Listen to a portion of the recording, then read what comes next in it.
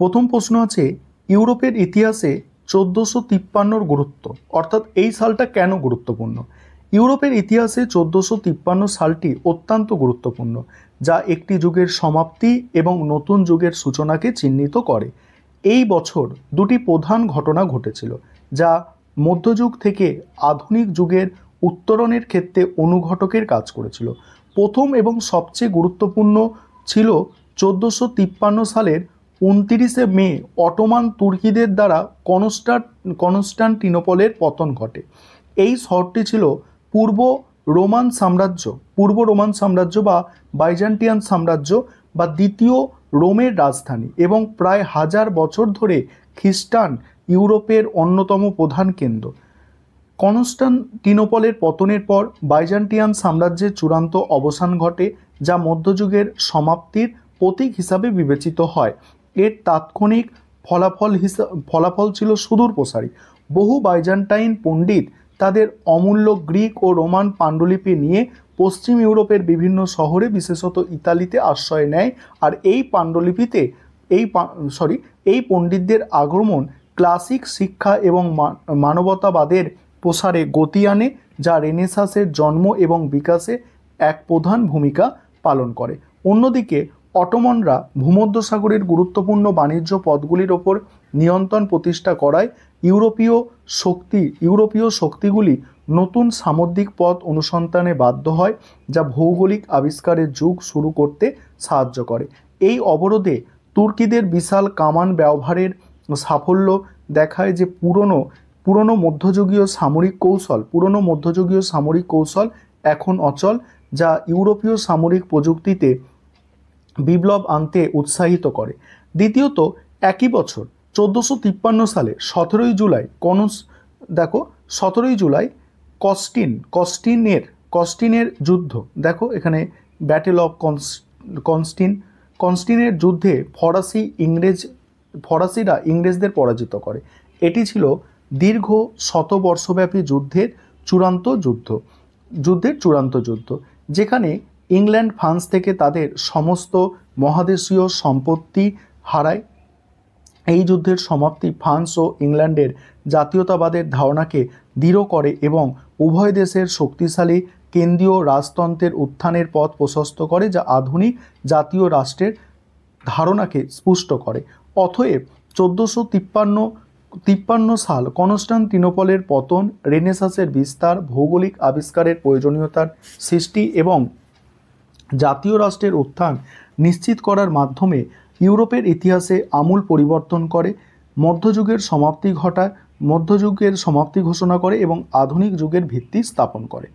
দ্বিতীয় প্রশ্ন, অ্যানাব্যাপটিস্ট কারা ছিল? প্রতিটা প্রশ্ন আজকে ক্লাসে ইম্পর্টেন্ট। দেখো দ্বিতীয় প্রশ্ন মোস্ট ইম্পর্টেন্ট, অ্যানাব্যাপটিস্ট কারা ছিল? অ্যানাব্যাপটিস্ট ছিলেন ষোড়শ শতাব্দীর ইউরোপীয় প্রোটেস্ট্যান্ট সংস্কার আন্দোলনের চরমপন্থী বা র্যাডিক্যাল ধারার এক গুরুত্বপূর্ণ গোষ্ঠী।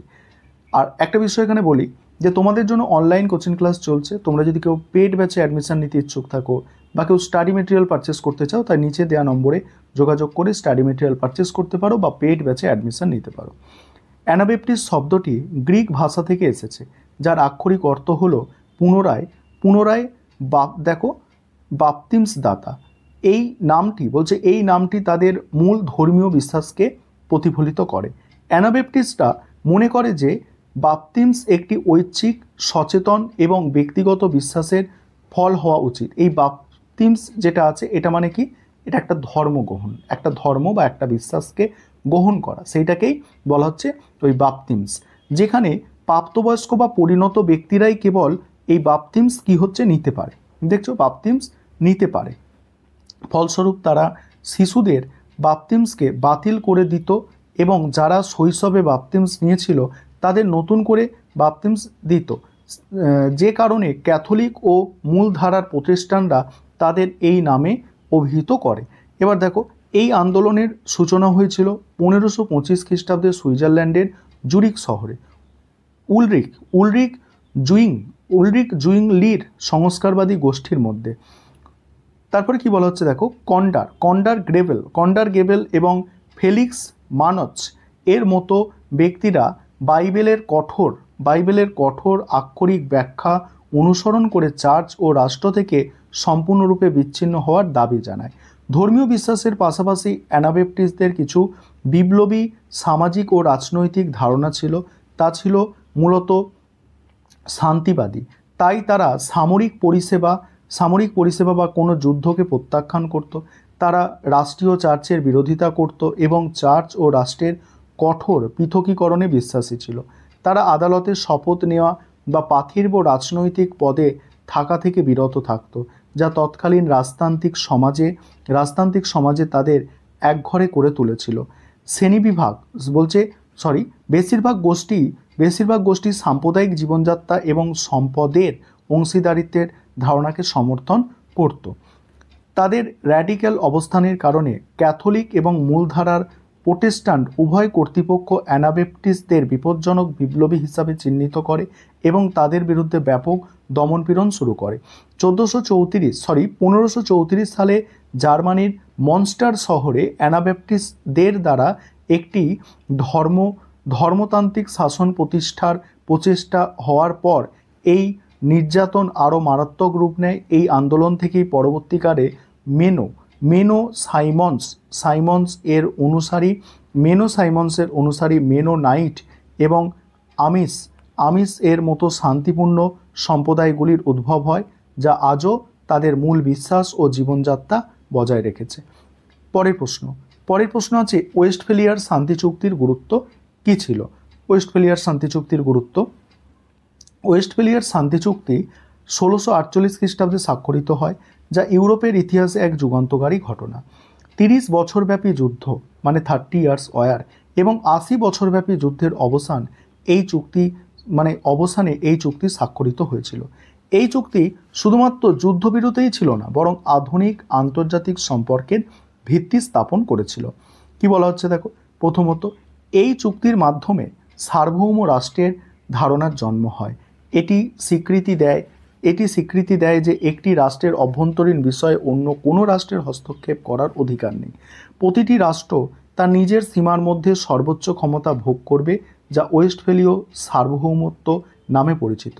এর ফলে ইউরোপের জাতীয় রাষ্ট্রের ধারণাকে বৈধতা দেওয়া হয়, যা ভবিষ্যতে আধুনিক আন্তর্জাতিক ব্যবস্থার মূল ভিত্তি হয়ে ওঠে। তারপর দ্বিতীয়ত বলা হচ্ছে এটি ইউরোপীয় মানবচিত্ত এবং ক্ষমতার ভারসাম্যের পরিবর্তন করে। স্পেনের শক্তি হ্রাস পায় এবং নেদারল্যান্ড ও সুইজারল্যান্ডের স্বতন্ত্র সার্বভৌম রাষ্ট্র হিসাবে স্বীকৃতি লাভ করে। অন্যদিকে ফ্রান্স ইউরোপের প্রধান শক্তিতে পরিণত হয়। এই চুক্তির ফলে ক্যাথলিক চার্চের পোপের রাজনৈতিক প্রভাব অনেকাংশে কমে যায় এবং রাষ্ট্রের অভ্যন্তরে রাজার ক্ষমতা সুপ্রতিষ্ঠিত হয়। তৃতীয়ত হচ্ছে ধর্মীয় সহনশীলতার প্রশ্নেও এটি গুরুত্বপূর্ণ ছিল।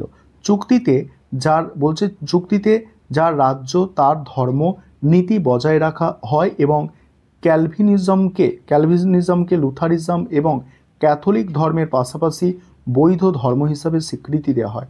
এর ফলে ইউরোপের রাজ্যগুলিতে ধর্মকে কেন্দ্র করে চলা সংঘাতের তীব্রতা উল্লেখযোগ্যভাবে হ্রাস পায়।